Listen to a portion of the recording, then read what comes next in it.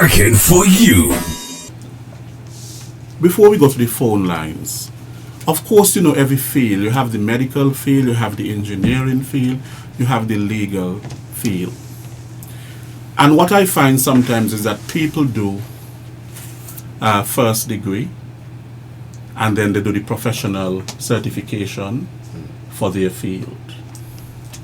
However, you spoke about the experience that, of course, an employer will want to see that, look, you're an engineer and that you have the experience of working on this project and that project, and then you become more marketable. Now, also, you have an association. What avenues are there for ongoing formation? Because you have to keep on top of your game.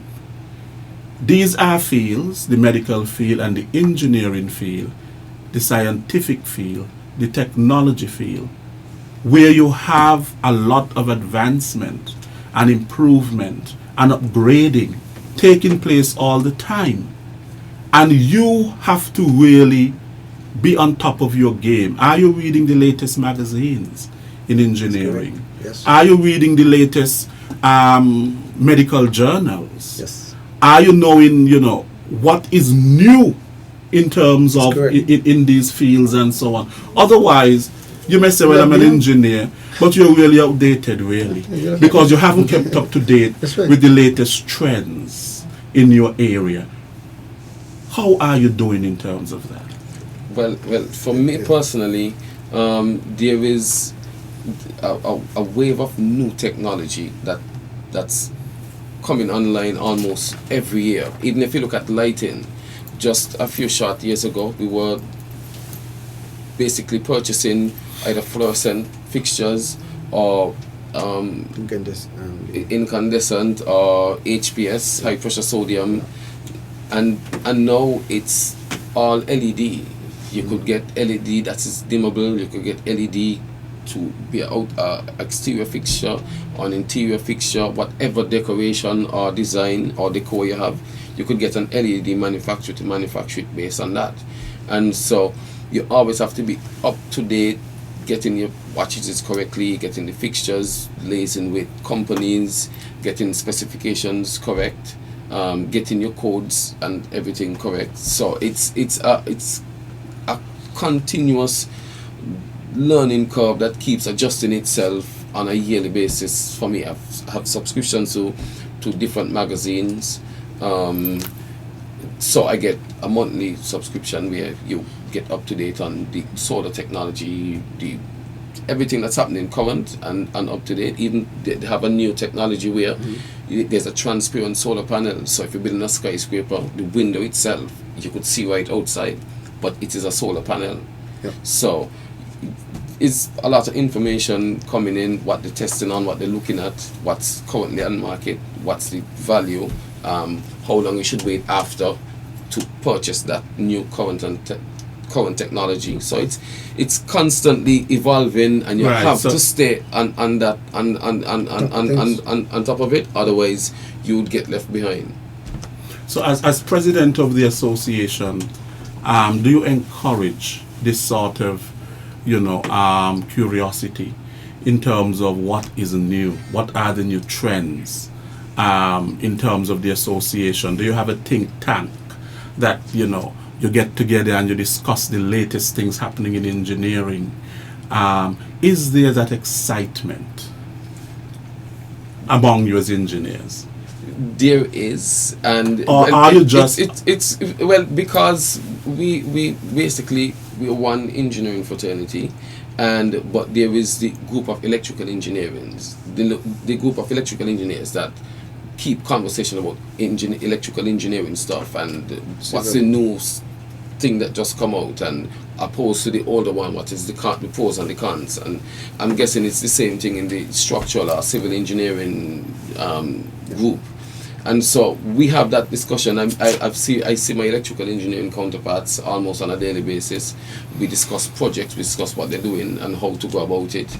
And even I wanted to say this a long time ago. There is a gentleman by the name of Paget Berridge. Yes. Paggy. Yes, Paggy. Yes. Mr. Berridge, he's an electrical engineer. Yes, and when I came back from studying, I met him and he told me, and if I stuck, because I'm an engineer, I've been in the field about 10 years now, and if I'm stuck, I would call Paggy, hey Paggy, I'm stuck, come help me. And he's one of the older heads, and he would come and we'd got conversations about engineering stuff and how to get things done, and if you want to replace this with something else, then what's the correct place to go, what's the correct part to put in, if you need to modify it in any way. So at least I know it's happening all around, but for our electrical and for industrial and other areas, the engineers meet and have that sort of discussion on how to move forward and iron sharpen iron. Okay, Mr. James, you know that is so important what he has said. Yes. Because if you don't stay on top of your game, we are living in a very competitive world. It's competition. And a small world too. And while we are in the developing countries, yes, and the technology and the engineering is probably moving at a faster pace in the developed countries. That's correct. Not because we're in the developing countries mean that we don't keep on top of the game, so that when we go to the developed countries, that we are not out of the loop. That's right. That's correct. And that we can market ourselves as well. Yep. Mm-hmm. You see? But you wanted to say Yeah, something. I wanted to really touch on an area that is more relative to SKNAPE. Remember, we have to go to the phone lines. Go Just ahead. going to take 2 minutes. And as you asked the question, what are we doing? Well, some of the reasons for you to join SKNAPE, St. Kitts Nevis Association of Professional Engineering. And I'll just give the subtitles, right? Community access, continuing education, advocacy and outreach, industry news, career development, and of course we always have the good old website where you can do research. But if you want to go into details, for an example, all members will soon have access to SKNAPE website classifieds, which would help them to make their next career move and assist employers in finding top talent. That alone tells you that, hey, we're doing something. Yes. Foremost, right?